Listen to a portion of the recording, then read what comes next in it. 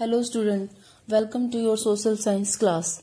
In previous class, we discussed the endogenic force. I hope you understand the topic. Today our topic is exogenic force. In exogenic force, the force that work on the surface of earth is called exogenic force. मतलब जो force अर्थ के surface पे काम करता है वो क्या कहलाता है हमारा exogenic force. Exogenic force are further divided in two parts. First, degradations and second, aggradations. Degradations में erosions आता है और aggradations के अंदर deposition आता है. ठीक है, तो सबसे पहले जो हमारा डिग्रेडेशंस है जिसके अंदर इरोजन है. इरोजन का मतलब होता है कि जो अपर जो लेयर होती है उसमें मतलब उसको एक जगह से दूसरी जगह पे मतलब उसमें ले जाना उसको. ठीक है, और डिपोजिशन में हम क्या करते हैं कि फिलिंग अप करते हैं, मतलब जो हमारा अर्थ सरफेस है उसके अंदर हम कुछ भरते हैं लाके. ठीक है, इरेजेंस में वो जाता है और इसके अंदर वो मतलब फिलिंग अप होती है. ठीक है, इससे आउट होगा और इसके अंदर फिल होगा. ठीक है, इरोजन क्लियर हो गया, डिपोजिशन क्लियर हो गया. अब है हमारा डिग्रेडेशन. जो इरोजन्स है कंसिस्ट ऑफ टू प्रोसेस. इसके अंदर हमारे दो प्रोसेस होते हैं. फर्स्ट है वीदरिंग एंड सेकंड है इरोजन. ठीक है, तो वीदरिंग में क्या होता है, refer to the gradual disintegration of rocks. इसमें क्या होता है कि डिसइंटीग्रेशन ऑफ रॉक्स होता है, मतलब ट्रांसफर होता है रॉक्स का on the earth surface. Earth surface के ऊपर. और कौन से एटमॉस्फेयर एजेंट होते हैं, जैसे टेम्परेचर है, मॉइस्चर है, प्लांट है, एनिमल है, ह्यूमन बींग्स है. ये मतलब क्या करते हैं, डिसइंटीग्रेशन ऑफ रॉक्स को करते हैं अर्थ सरफेस के ऊपर. उससे क्या होती है, वेदरिंग होती है हमारी. इरोजन्स में क्या होता है, is the wearing away of landscape by different agent like water, wind and ice. मतलब वेयरिंग अवे मतलब दूर ले जाना. इरोजन में क्या होता है कि जो हमारे लैंडस्केप के ऊपर जो भी मतलब चीजें होती हैं, जैसे रॉक्स हो या सेडिमेंट्स वगैरह हो या कुछ भी हो, तो उसको मतलब जो हमारे एजेंट जैसे वाटर है, विंड है, आइस है, उसको मतलब मूवमेंट करवाते हैं, वो हमारा क्या हो जाएगा, erosion. Weathering process take place with the help of number of geomorphic agents. जो हमारी जो वेदरिंग्स है वो उसमें जो भी जो एजेंट है, जैसे रनिंग वाटर है, अंडरग्राउंड वाटर है, ग्लेशियर्स है, विंड है, ओशन है, करंट एक्सेट्रा, यानी ये सब इसकी हेल्प करते हैं मतलब इसका मूवमेंट में. These agent carry away the eroded materials. और जब ये एजेंट हैं जो मटेरियल जो भी लेके जाते हैं, जो कैरी करके जाते हैं, जब उनको एक जगह डिपॉजिट कर देते हैं तो हमारा क्या हो जाता है, वहां पे डिपोजिशन हो जाता है. ठीक है, वेदरिंग, इरोजन और डिपोजिशन समझ में आ गया. इरोजन और वेदरिंग के बाद जो हमारा है अब major landform.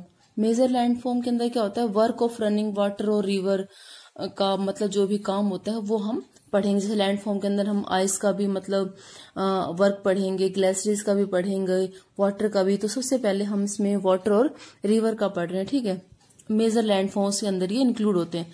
Work of A running water और रिवर, क्या काम होता है वाटर और रिवर का, रनिंग वाटर और रिवर का. देखो सबसे पहले हम रिवर्स के बारे में पढ़ेंगे. रिवर्स हम बोलते हैं किसको, a stream of fresh water. एक ऐसी मतलब स्ट्रीम मतलब ऐसी धारा फ्रेश वाटर की, that follow by natural canals and remain confident with banks and finally outflow into the sea or ocean or lake or in another river is known as a river. कि मतलब एक ऐसी पानी की fresh धारा जो एक नेचुरल तरीके से मतलब बहती है और अपने फिर फाइनली वो समंदर में या महासागर में जाके मिल जाती है, वो हमारी क्या कहलाती है, नदी.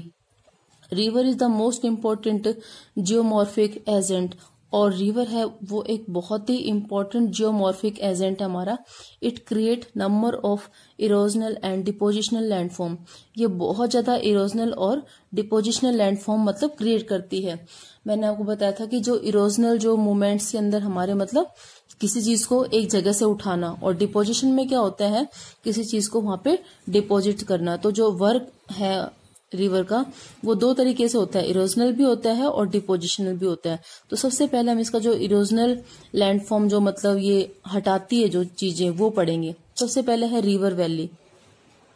These are the most significant erosional landform created by the rivers. ये बहुत ही इंपॉर्टेंट इरोजनल है रिवर्स के द्वारा, जो रिवर्स वैली जिसको हम बोलते हैं. These are formed in the mountain mountains regions they are result in vertical erosion by river. These valley have steep slope. और इनकी जो स्लोप होती है स्टीप होती है, मतलब जैसे आप जैसे पिक्चर्स में देख पा रहे हो किस तरह की स्ट्रिप मतलब उनकी शेप होती है। और ये जो रिवर्स है वो माउंटेन एरिया के अंदर ज्यादा करती है। अब है waterfall. Waterfalls are found because a sudden break in the course of river. Waterfall कब बनता है हमारा, जब सडनली मतलब जो उसका जो कोर्स होता है, जो किनारा होता है, जिसमें ब्रेक आ जाते हैं, तब हमारा क्या बनता है, waterfall. A waterfall can be defined as a vertical drop of water. इसको हम डिफाइन कर सकते हैं वर्टिकल ड्रॉप ऑफ वाटर में of enormous volume from a great height, जो मतलब बहुत हाइट से नीचे गिरता है, जैसा कि आप पिक्चर में शो कर हो रहा है कि जैसे ये वाटरफॉल हो रहा है। ठीक है, तो ये हमारे इरोजनल लैंडफॉर्म थी, रिवर वैली और वाटरफॉल। ओके स्टूडेंट,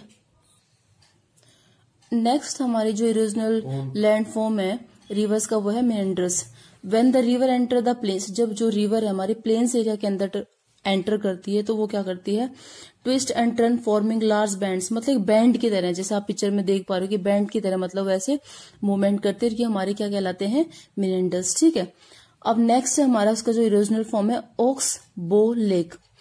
जब कंटिन्यू जो रिवर्स है वो इरोजन्स करती हैं और अपने मतलब जो उसका बैंक होता है उसके साथ डिपोजिशन भी करती है, मतलब कटाव भी करती है और साथ साथ कुछ डिपॉजिट भी करती है। तो जो मेनेंडर्स होते हैं, मतलब ये जो चीजें होती हैं वो क्या होती है, एक दूसरे के बहुत क्लोज आ जाती हैं। जैसे इसमें तो आप इस पिक्चर में देख रहे हो कि बहुत दूर दूर है और इसमें मतलब वो पूरी नजदीक नजदीक आ रहे हैं। तो ये जब नजदीक आते हैं तो एक ऑक्स बो लेक की तरह मतलब हमें दिखते हैं। जैसे ऑक्स होता है बैल, और बैल का जो पैर होता है ना उसके, जिसको खुर बोलते हैं, यानी उस शेप में ये बन जाती है। ठीक है, तो इसको हम क्या बोलते हैं, ऑक्स बो लेक। मतलब जो मेनेंडर्स है उसी का जब ज्यादा मतलब कंटिन्यूसली इसमें इरोजन और डिपोजिशन होता है तो ये जो शेप है वो बहुत क्लोज हो जाती है, और क्लोज होने के बाद उसकी शेप कैसी हो जाती है, ऑक्स के बो जैसी। इसको हम क्या बोलते हैं, ऑक्स बो लेक। ठीक है, ये हमारे इरोजन्स के फॉर्म्स थे। अब है हमारे डिपोजिशंस, जो लैंडफॉर्म है। डिपोजिशन में हमारी जो रिवर्स है वो क्या करती है, फ्लड प्लेन्स यानी फ्लड प्लेन्स का उसको एस्टेब्लिश करती है, उनको बनाती है, उसको फॉर्मेट करती है, जो उसके लिए मेन है। Rivers in their lower course carry huge quantities of fine salts. जो रिवर्स है वो अपने मतलब जब वो लोअर कोर्स मतलब जब प्लेन्स के अंदर आती है तो उसके साथ बहुत ज्यादा फाइन सॉइल्स होती हैं, अदर मटेरियल्स होते हैं जिनको हम सेडिमेंट बोलते हैं, और वो उस एरिया के अंदर डिपॉजिट करती हैं, जो क्या बन जाते हैं हमारे फ्लड प्लेन्स। ये काफी फर्टाइल होते हैं और एग्रीकल्चर के लिए बहुत ही इंपॉर्टेंट होते हैं। ठीक है, नेक्स्ट हमारी जो डिपोजिशन फॉर्म है वो है levees. The raised bank are called levees, मतलब जो किनारे जो ऊपर उठे हुए होते हैं उनको हम क्या बोलते हैं, levees. These are form due to the deposition of sediment. ये किससे बनते हैं, deposition of sediment during flood period. जब बाढ़ आती है तब मतलब इनका निर्माण होता है ये डिपोजिशन से। Where the water over top the river bank, जहां पे मतलब जो रिवर होते हैं वो उससे मतलब पानी ऊपर होता है, बैंक से किनारों से ऊपर होता है। इसमें नेक्स्ट हमारा जो डिपोजिशन है वो क्या है, डेल्टा है। देखो, व्हेन रिवर रीच द सी और ओशन, जब नदी मतलब समंदर के पास पहुंचती है तो फाइन सेडिमेंट और डिपॉजिट एट द माउथ। तो वो क्या करती है, जो फाइन जो सेडिमेंट्स वगैरह होते हैं, जो सिल्ट वगैरह होती है, उसको मतलब वहां पे डिपॉजिट करती है समुद्र में मिलने से पहले। वो हमारा क्या कहलाता है, डेल्टा। और ये भी काफी फर्टाइल होते हैं, जो हमारी एग्रीकल्चर के लिए बहुत ही इंपॉर्टेंट होते हैं, और एक ठीक है, और मतलब ये इकोलॉजिकल पर्पस से भी काफी बेनिफिशियल होते हैं। ओके स्टूडेंट, जो नेक्स्ट जो हमारा टॉपिक है वो हम नेक्स्ट वीडियो के अंदर डिस्कस करेंगे। Thank you.